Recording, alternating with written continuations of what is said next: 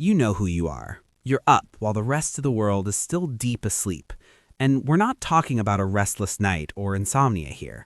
No, we're talking about that quiet, almost sacred time around 4 a.m. when you feel the most, well, the most like yourself. So let's get into what's really going on in those pre-dawn moments. And this idea right here, this is our starting point. It suggests that this incredible peace you feel isn't just because the streets are quiet. It's something deeper, something biological. It really makes you ask, right? What in the world is attacking our nervous system all day long? And why does it all just seem to stop at 4 a.m.?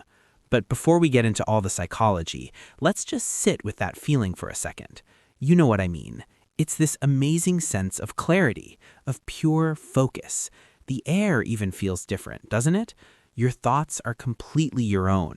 There are no pings, no notifications, no demands, no noise. It's just you. Okay, so what's happening on a biological level? Well, that profound sense of peace is tied directly to your nervous system finally getting a break. It's a state of being that's almost impossible to find once the day really gets going. And this right here just lays it all out. During the day, think about it, your nervous system is just getting bombarded. Constant demands, social pressure, that endless digital noise. But at 4 a.m., nothing. Total quiet. Zero expectations from anyone. It is a state of pure, undiluted autonomy, and your body feels that difference down to its core. So this feeling of peace, it's not just a simple reaction to the quiet. It actually points to something much deeper about how some of us are psychologically wired. It's a clue to a core part of our personality, this incredibly powerful instinct for autonomy. And here's the first key piece of the puzzle. It's called unsupervised autonomy wiring. Now, I know it's a bit of a mouthful, but the idea behind it is actually beautiful and simple. It just means that you are psychologically hardwired to thrive when you're free, when you're self-directed, and especially when you're not being watched or managed by other people. I want you to think back to when you were a kid. Remember that feeling of pure freedom? When you were just playing, totally absorbed in your own little world, with no one telling you what to do or how to do it? That is the essence of unsupervised autonomy, and it's that exact feeling you're tapping back into in the quiet of the early morning. But here's the thing. Autonomy is only half the story.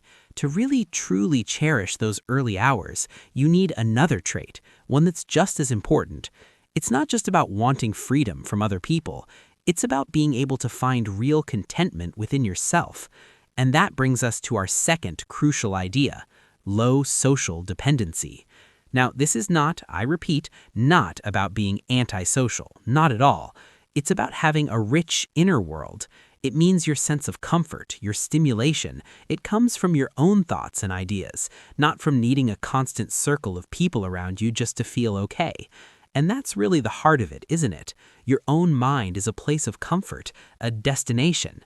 So while other people might feel lonely or anxious in the quiet, you feel recharged. You find everything you need, stimulation, plans, creative energy, right inside your own head. Okay, let's be super clear on this point, because it's important. Having low social dependency does not mean you're a hermit or that you dislike people. It just means you are self-reliant. Your drive, your happiness, your motivation, it all bubbles up from an internal spring. You can absolutely love being with others, but you don't need them to feel whole. So when you put these two incredibly powerful psychological traits together, what do you get? You get this unique mindset. And understanding this isn't just some interesting little thought experiment. No, it is the key to figuring out how you can build a life where you feel way less stressed and way more authentic.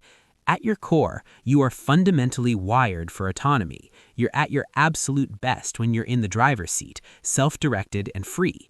And you're powered by solitude. That quiet doesn't drain you. It's your fuel. Your own mind is your greatest resource for creativity, for clarity, and for peace. And when you put those two together, you create the absolute perfect conditions for your nervous system to finally be at peace. See, at 4 a.m., your environment finally matches your internal wiring. There's no supervision, no social demands, just you. And that's why knowing this about yourself matters so much. It lets you intentionally build these moments of peace into your life instead of just stumbling upon them by accident. So we'll end with this question. People might look at you getting up early and call it incredible discipline or some kind of productivity hack. But what if it's so much simpler than that? What if it's not something you force, but something you just are? What if that 4 a.m. quiet is simply you returning to your most authentic, natural state? Subscribe and follow for more, and hit the notification bell for more information.